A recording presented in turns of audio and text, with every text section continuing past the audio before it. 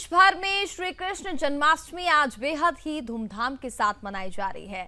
मंदिरों में सुबह से ही भक्तों की भारी भीड़ है। मंदिरों को बेहद खूबसूरत तरीके से सजाया गया है और इसी पर आज हमारे साथ बात करने के लिए खास मेहमान इस वक्त हमारे साथ जुड़ रहे हैं, जो कि आपको बता दें कि वरिष्ठ युवा प्रचारक हैं अमोघ लीला प्रभु जी इस वक्त हमारे साथ जुड़ चुके हैं। सर, सबसे पहले आपका सुदर्शन न्यूज में बहुत बहुत स्वागत है और धन्यवाद अपना कीमती समय हमें आज देने के लिए।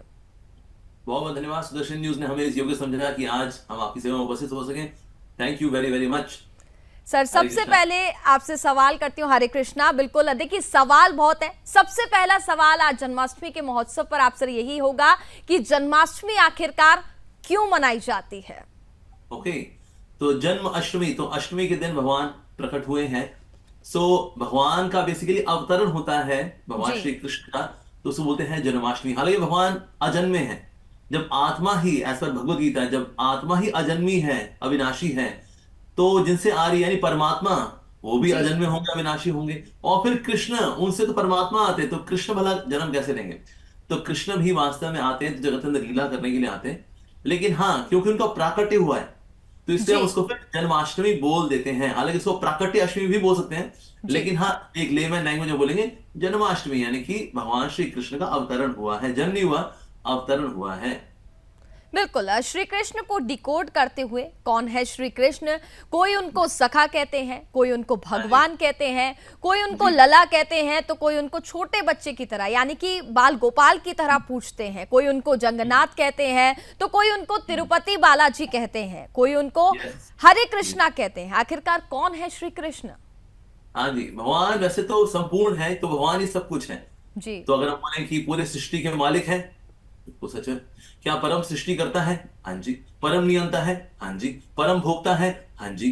अच्छा, भक्तों के साथ विविध रसों में दास्य रस, साखे रस, शांत रस, माधुर्य रस, वात्सल्य रस, ये वाले भगवान भी हैं। हाँ जी। अच्छा, क्या भगवान निराकार है? हाँ जी, उनसे निकलने वाला जो प्रकाश है वो निराकार है। अच्छा, भगवान साकार है? हाँ जी, सच्चिदानंद रूप वाले साकार भी है। अच्छा, पुरुष है या स्त्री है? बायोलॉजिकली देखा जाए तो ना पुरुष है ना स्त्री है, लेकिन स्पिरिचुअली स्पीकिंग पुरुष भी है, स्त्री भी है। पुरुष रूप में है पुरुषोत्तम, लीला पुरुषोत्तम भगवान श्री कृष्ण, और शक्ति के रूप में भी है श्रीमती राधा के रूप में। तो आध्यात्मिक रूप से स्त्री भी है, पुरुष भी है, शक्ति भी है, शक्तिमान भी है। तो इससे ये भगवान की पूर्णता में आता है कि क्या भगवान ऐसे हैं या वैसे हैं, ये है या वो है, वेल ये सब कुछ में आते हैं। तो इसलिए एक एस्पेक्ट को हमारे शास्त्र एक पर्टिकुलर सेक्शन में हाईलाइट कर रहे होते हैं। हालांकि लेकिन वैसे देखा जाए भगवान की पूर्णता इसी के अंदर है कि भगवान अवतार भी लेते हैं, विस्तार भी करते हैं, सृष्टि भी करते हैं, सृष्टि में विस्तार करते हैं अपना, और ओरिजिनली अपने एक लीला रूप में भी है, दिव्य सच्चिदानंद रूप में भी है। जैसे अमिताभ बच्चन है, वो हो सकता है शहंशाह का रोल करे, आज का अर्जुन का रोल करे, लेकिन अमिताभ बच्चन की एक ओरिजिनल आइडेंटिटी भी है, राइट, कि वो जया भादुड़ी बच्चन के हस्बैंड है।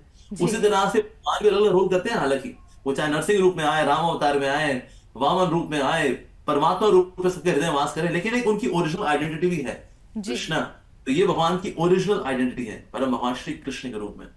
बिल्कुल, देखिए भगवान कृष्ण अपनी बचपन की लीलाओं को लेकर के काफी प्रसिद्ध हैं। उन्होंने इतने सारे राक्षसों का वध किया है, इतनी सारी उनकी नटखट लीलाएं हैं। और अगर हम बात करें तो भगवान कृष्ण को लड्डू गोपाल की तरह पूजा जाता है। ऐसे किसी और देवी देवताओं को बहुत रेयरली ही होगा कि पूजा जाता होगा। इसका जन्माष्टमी से कुछ रिलेशन है? देखिए, हमें समझना है जितने भी हमारे देवी देवता हैं वो हमारे लिए पूजनीय हैं जी, लेकिन शास्त्र के अनुसार भजनीय जो है वो कृष्ण है। तो इसीलिए भक्त लोग भजन करते हैं भगवान श्री कृष्ण का, उनके नाम का, उनकी विग्रह की पूजा उपासना करते हैं।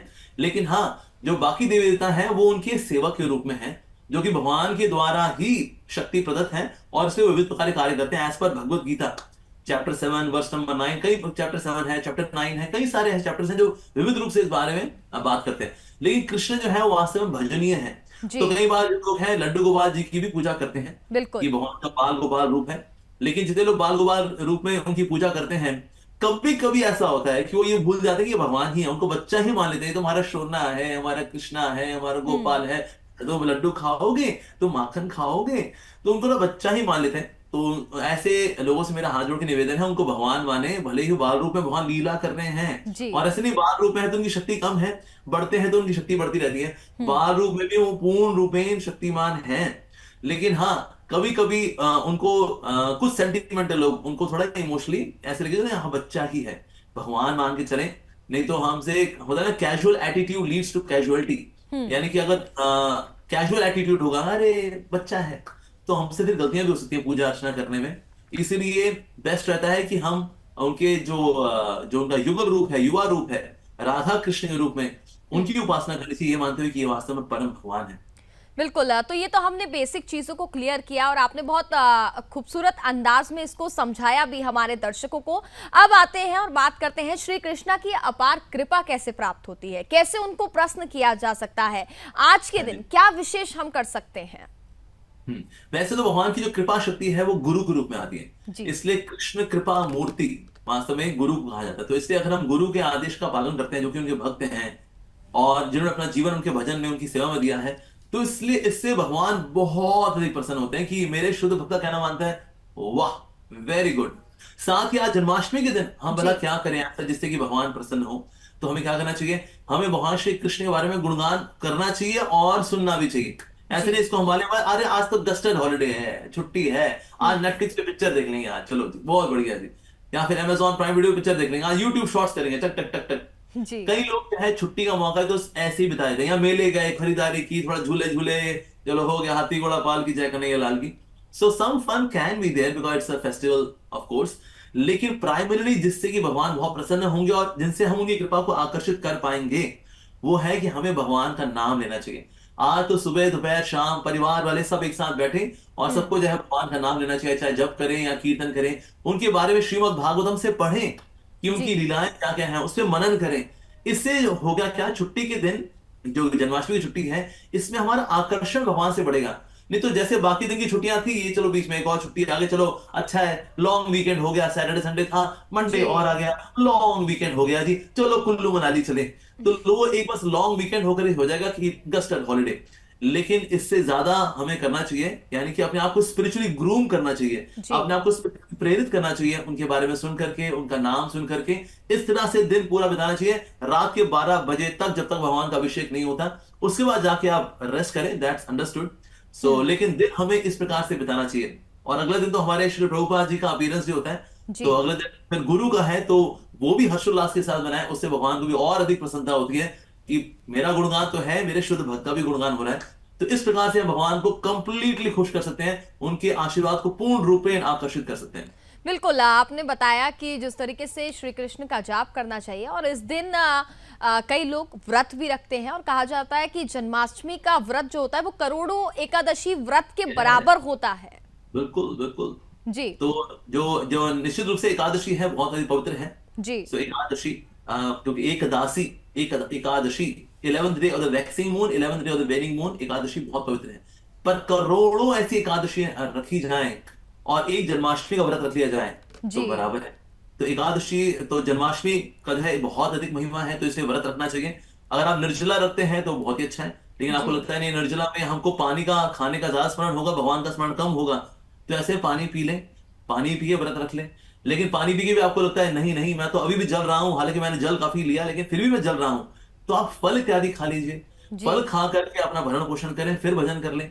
लेकिन अगर ऐसा होता है खाने पीने का स्मरण अधिक हो रहा है ना और बिल्कुल। भगवान का स्मरण नहीं हो रहा, तो ऐसी फास्टिंग नहीं रखनी चाहिए। फास्टिंग का पर्पस है कि हम खाना पीना इस हद तक भूल जाएं कि सिर्फ भगवान का स्मरण होता रहे होता रहे होता रहे, टू द एक्सटेंट कि इसका होश ना रहे। खाना पीना भी होता है, सोना जी। भी होता है, इसका होश ही ना रहे। लेकिन आपको इसका होश बना हुआ है और भगवान की स्मृति नहीं हो रही और हमको खाने पीने की चीजें याद आ रही है, तो हल्का फुल्का कुछ व्रत वाला खा लो और भगवान का नाम ले लो, उनके बारे में स्मरण कर लो, क्योंकि ये प्राइमरी एक्टिविटी है। शरीर को स्टार्व करना, शरीर को सुखाना वो सेकेंडरी है व्रत में, मेन है भगवान के बारे में बिल्कुल। स्मरण। सबसे जरूरी है फास्टिंग करना फॉर मोबाइल फोन। आज के दिन no social media, no OTT platform, सिर्फ और सिर्फ प्रभु का नाम स्मरण और उनका उनका कथा श्रवण, ये करना चाहिए बस। बिल्कुल। दैट इज आप most important part of fasting nowadays. जी बिल्कुल। अमोघ लीला प्रभु जी, आपने बहुत ही सिंप्लिसिटी के साथ यहाँ पर हमारे दर्शकों को समझाया कि आखिरकार जन्माष्टमी क्यों मनाई जाती है, जन्माष्टमी के दिन व्रत का क्या महत्व होता है, कैसे पूजा होती है। आपका बहुत बहुत धन्यवाद अपना कीमती समय हमें देने के लिए और हमारे साथ जुड़ने के लिए। नमस्कार sir. To all of you, Sudarshan ji, बिल्कुल। उसके राधे राधे। हरे हमारी कृष्ण। तरफ से आज शुभकामनाएं। हरे कृष्णा।